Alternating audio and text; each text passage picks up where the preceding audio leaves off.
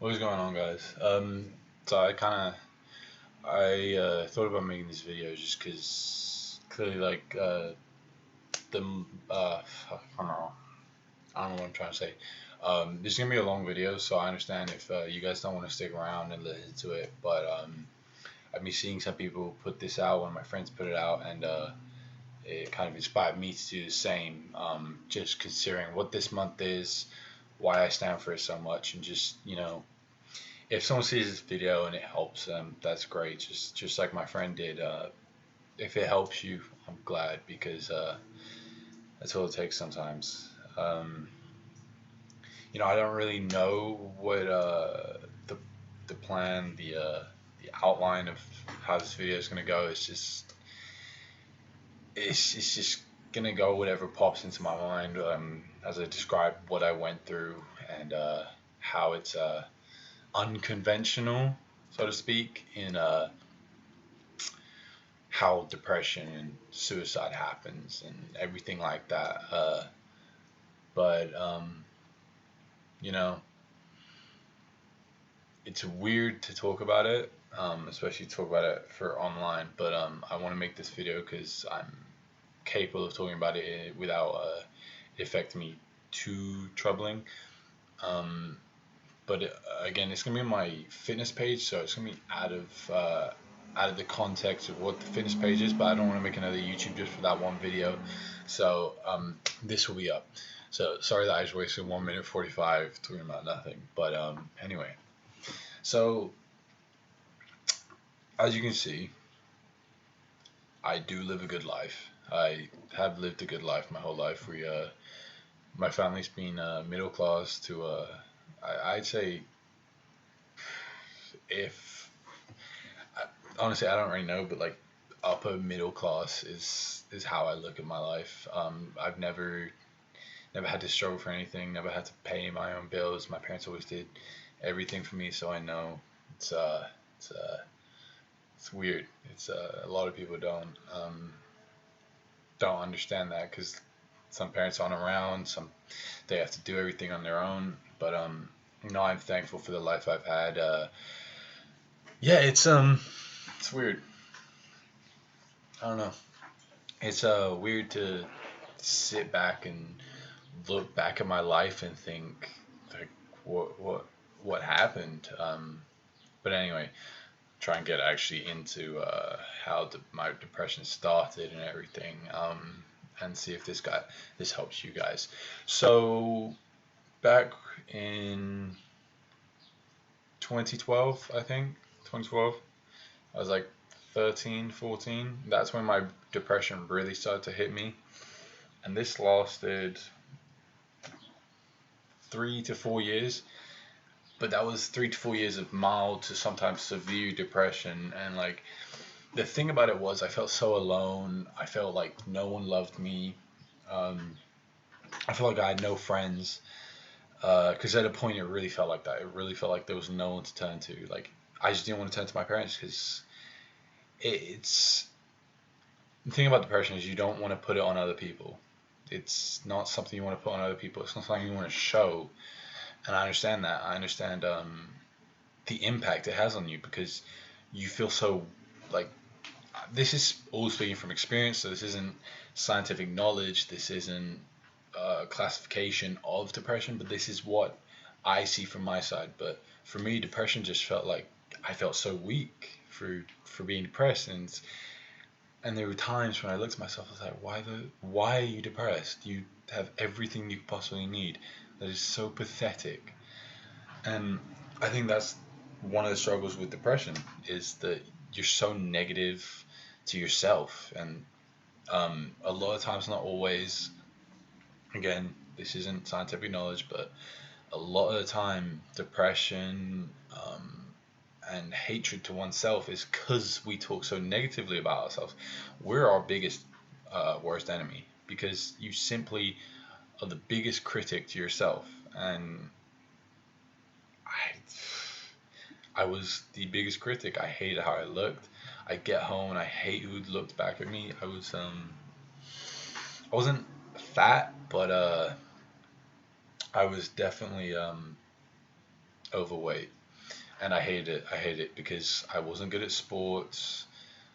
I couldn't run like efficiently, and it takes a toll because it just sucks. It sucks hating who you are as a person and not feeling comfortable with what you look like. And I think that was one of the biggest factors in this, in part, because I hated myself for ever letting that happen, for just being so disgusting. And that is how the fitness journey began for me. That's a different video. That's different, long talk to talk about. But yeah, that's how I got into fitness. I just hated the fat and I hated everything. But no, okay. So I think the thing about my depression was it was on, it was off, it was on, it was off. So like I'd be happy at times and I'd be really down.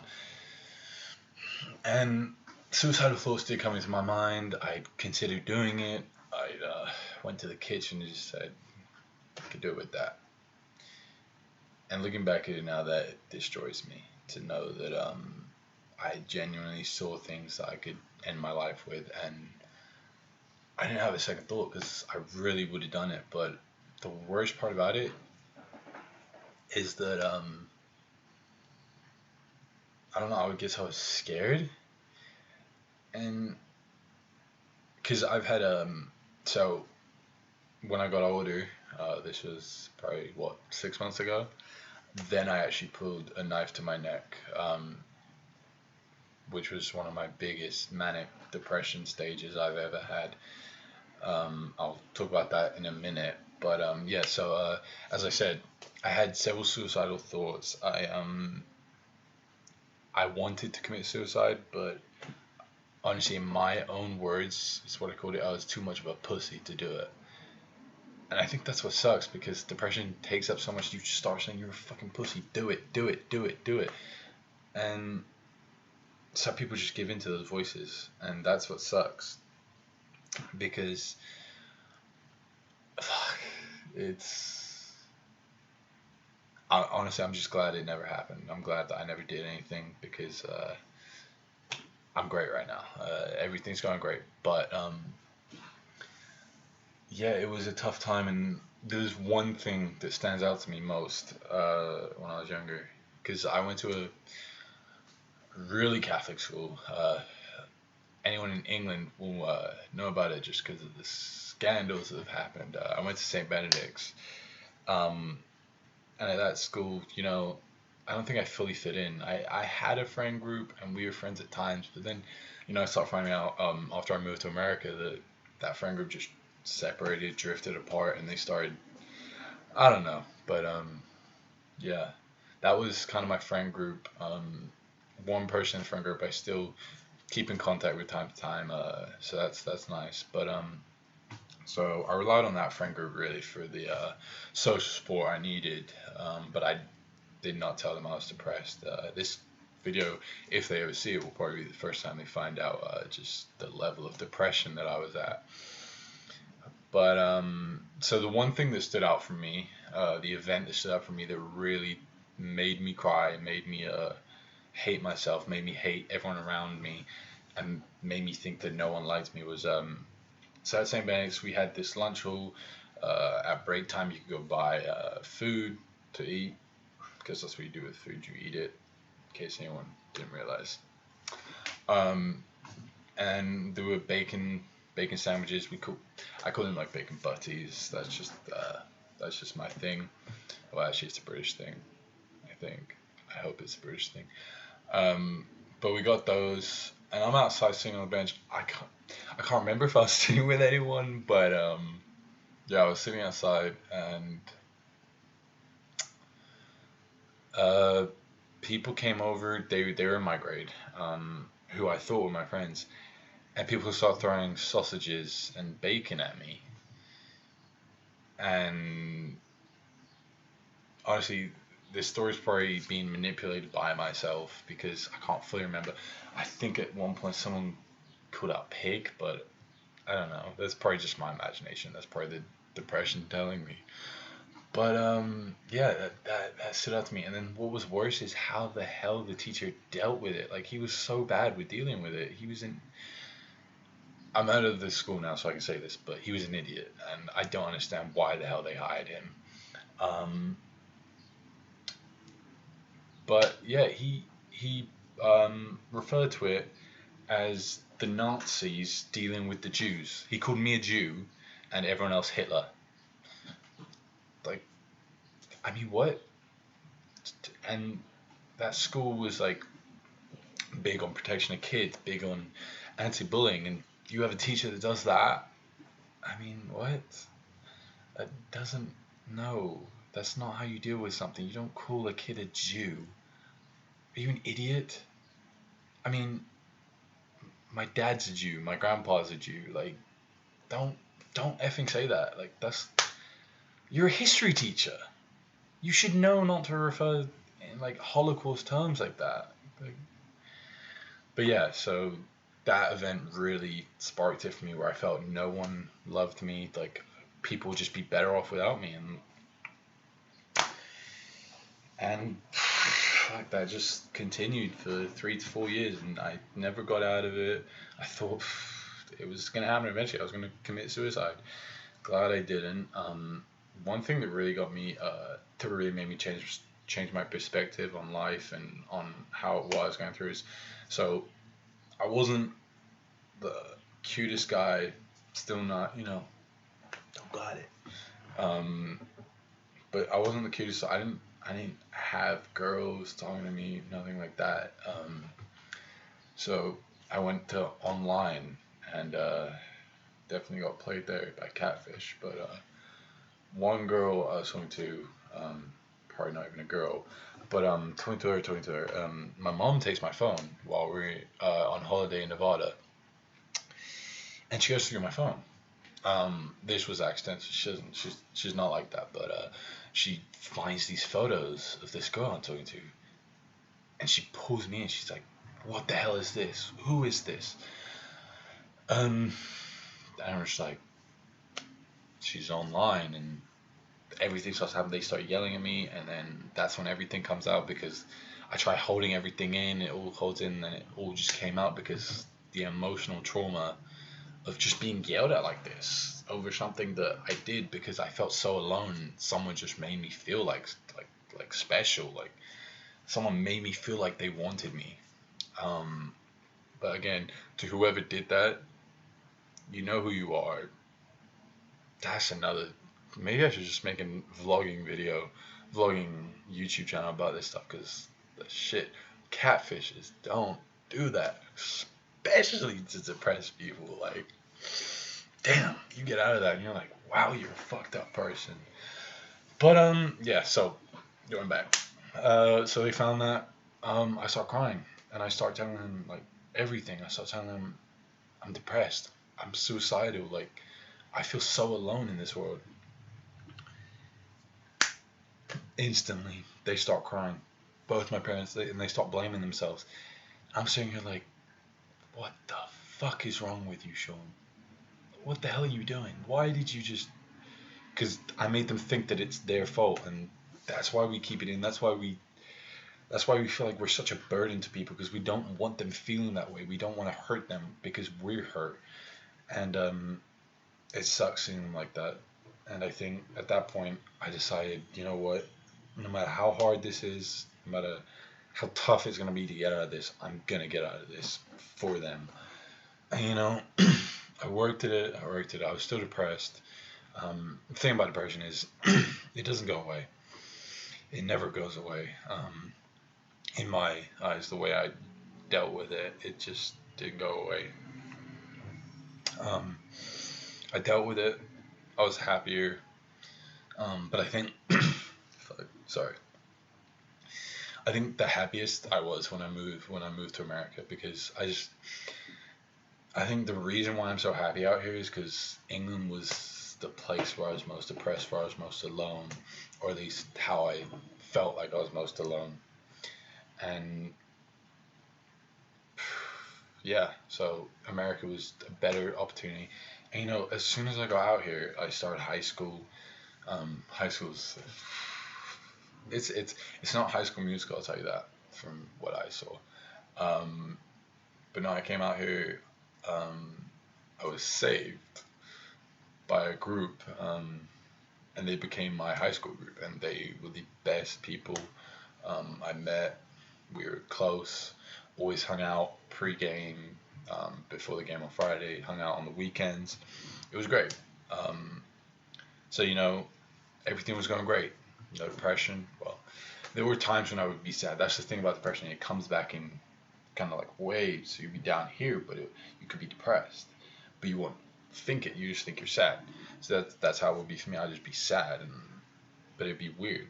Um, so yeah, I felt rejuvenated, I guess you could say. But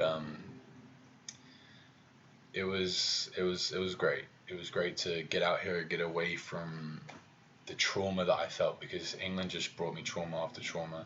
I slowly started getting out of it before I moved out, but I would have fallen back into it just because I never fit in with a lot of people. I didn't even fit in with really my own friend group in most of the situations, just because we were different, and that's okay. It's okay to be different, but I just didn't fit in. But I fit in with this group, so that happens, and moved out here in 2015.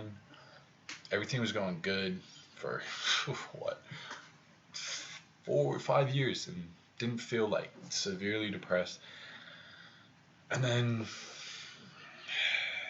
last year, um, my depression came back because it was sparked by more emotional trauma. And that's one thing they talk about, is that emotional trauma is just emotional trauma brings on depression. Um, it re-brings out the depression. I don't know the right word. Sorry. But yeah, so that's emotional trauma is so destructive to anyone that suffered from depression, because you think you fought it through, you think you did it, and just bam, one thing, and you're right back in there, and you feel like you can't get back out, because that's what's worse. So going into how I fell into a huge manic depression stage, I met this girl, as you do, uh, and I fell in love with her. Uh, you know, we had a good time. This quarantine, one thing that it's taught me is don't ever hold a grudge. Always be thankful, and I'm thankful for everything she gave to me. But again, she didn't treat me the way that is the right way to treat someone, especially someone that says they love you. Um, and she played with my feelings. And I never accepted it. All my friends told me she was doing this, she was doing that. Um, even it's it hurts to this day, but I'm better for it, um, because it just teach taught me, sorry, what I don't need in a person, and it taught me to love myself, because I didn't love myself enough, because I put all my love into her, and I didn't love myself because the way she treated me showed how much I didn't love myself inside, and that's how the depression came out, because I didn't love myself. If you don't, again, it's an overgeneralization, but if you love yourself, it's harder to be depressed. And that's not saying you're weak. Like, that's one thing I don't think people don't understand is you're not weak. You're not defeated. You're just at a stage that hurts. We all go through troubles, and that's the thing about depression. You're just going through the stage of trouble. Please just fight it. But yeah, so I met this girl, fell in love, and she would tell me she loved me, but then she'd tell me she can't get in a relationship. Just that's not what she's doing right now. But then she'd tell me she loved me, and then I was like, but you don't in that way. And she's like, yes, I do. It was bounced back and forth of feelings, and playing my feelings, and it hurt. It really did. There were times when I'd be at home crying, and I'd have to put a pillow in front of my face because I cried so hard. So my parents wouldn't hear, and like the trauma I went through that, it hurt. Like I didn't think. that I really would put myself through something like that, but I let myself go through trauma. Like, she destroyed me, and it sucked. Jesus, 20 minutes. Sorry. This is a long video, but I really just want to use it to help someone, and help other people understand that you can be depressed in any situation. But again, sorry for the diversion. Uh, yeah, and then I can't remember how it started, but I think there was a point, um, where she said she just couldn't talk to me anymore, um, and it destroyed me. Like, um, so that I had the phone to my hand the whole time, and tears start dropping down, and like I'm slowly shivering, and all hell broke loose in my body because I felt so destroyed, distraught, any word you could think of. That was just where I was at, and it sucked. And cried for about 10 minutes on my pillow. Wanted to hide it from my parents because my dad was still awake, my mom was in bed. Then my dad went to sleep. They didn't know what happened next, and what happened next was the worst. I went down. I started cutting like trying to cut myself. I never broke skin, but I left a mark for about 3 days. I don't know how that worked because it wasn't broken skin, but I dug basically almost down. I had my keys, and I just started digging into my thighs, and I was like, this pain is relieving everything. Like, physical pain relieved me, and mental pain, and that's why cutting is. Wow, it's crazy looking back at it, but that's why cutting is like a relief to some people, because it relieves the emotional pain for physical pain, and it just it helped me. And then I started texting one of my closest friends, and I was like, look, it's over for me. I've There's nothing left. And I just start texting her, and I'm like, I'm cutting myself, and this is it. Like, I'm gonna go. And she's like, what do you mean? I'm like, I can't do this anymore. And that's when she got the hint, and she starts trying to talk me out of it. I'm like, you can't talk me out of this. This is it. And there was a knife. I went downstairs and got a freaking steak knife, sort of style. Start cutting my leg, and then I start holding it up here, looking at it, and then I pulled it right to the neck. And I was just pulling it, like grazing it across, and I was considering it. And I told her that, and then she told the girl, and the girl had to act like she gave a damn. Most likely, I mean, maybe she cared just because I was trying to commit suicide. But through all the details, the girl that found out called the cops, and I actually had the call. The cops called me, and they were like, "Hey, is this Sean?" I'm like, "Yeah." Like, yada yada yada. Police on the phone. I was hung up immediately. I was like, "Fuck this! Why the fuck did they do that?" I was like, "Why did you call the cops? You don't fucking do that." And then I just start hearing sirens in the distance. I'm like, "Fuck!"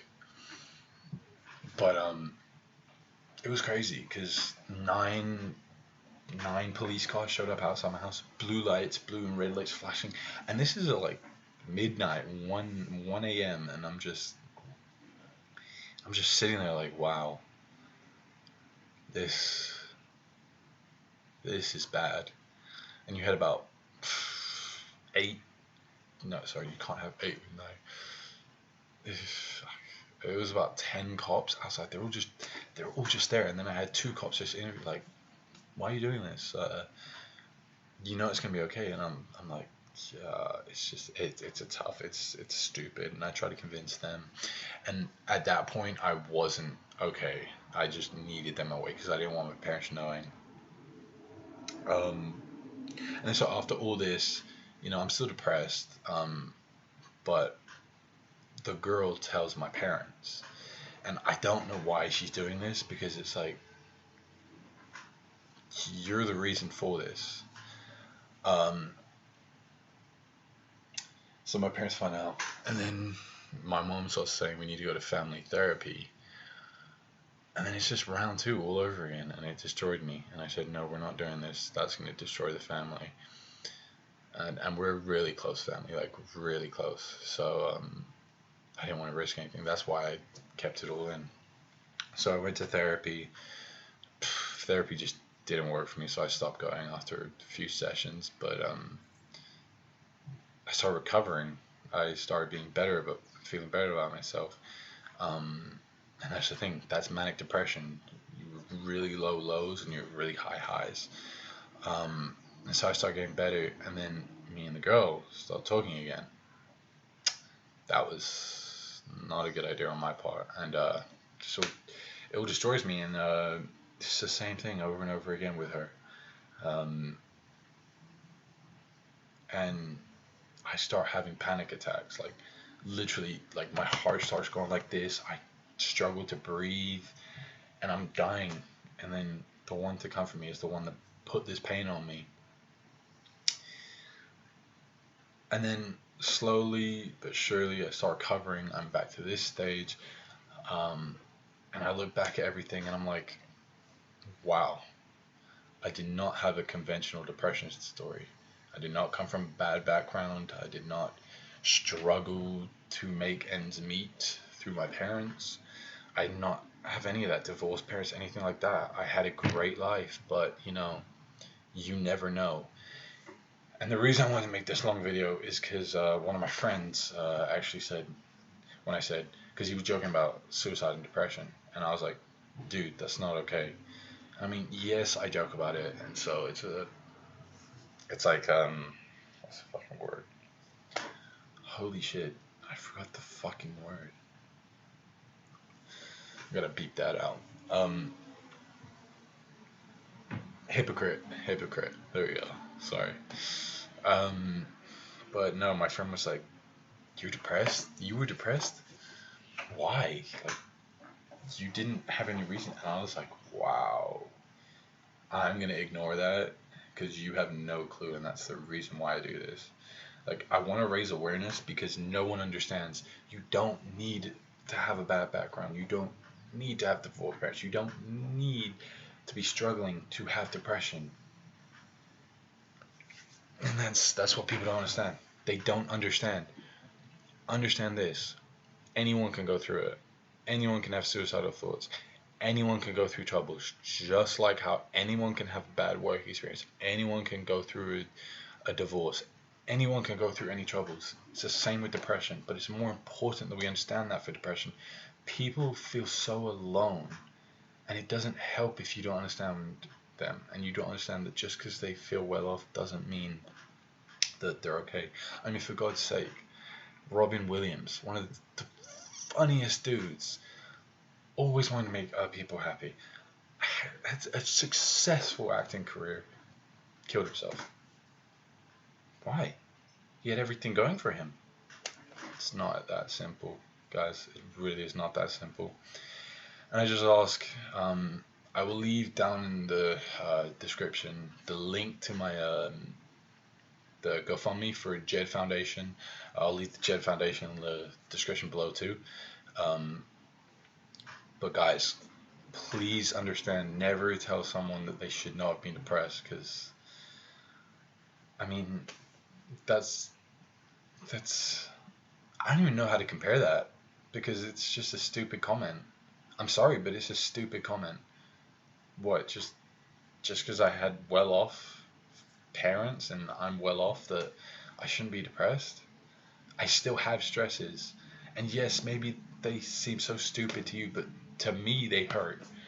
To me, I felt so alone. And if this video comes out to someone and they say, "I'm so glad you talked about this. I'm so glad," I'm happy, because I don't have a lot of subscribers, so this won't get out that far. But anyone that this can help, it's great. And it's a long video, I understand, and I don't know if this was really helpful because it kind of just described me, and I don't want really like talking this in full detail because that's not what growing the awareness is about. Growing the awareness is about understanding other people, and you need to just understand to be there for them, to just let them know they're not alone. Let them know that you're there to fight with them, and eventually, maybe suicide and depression doesn't have to be such a weirdly talked about subject. Like we can just talk about it. We can talk about our feelings because for guys, we hold that in if we're depressed because we're scared to show feelings. We don't want to cry in front of other people because they think we're weak. We're supposed to be this macho, strong, doesn't give a crap type. Yeah, that's not me. I'm sorry, but that's really just not me. I'm an emotional wreck.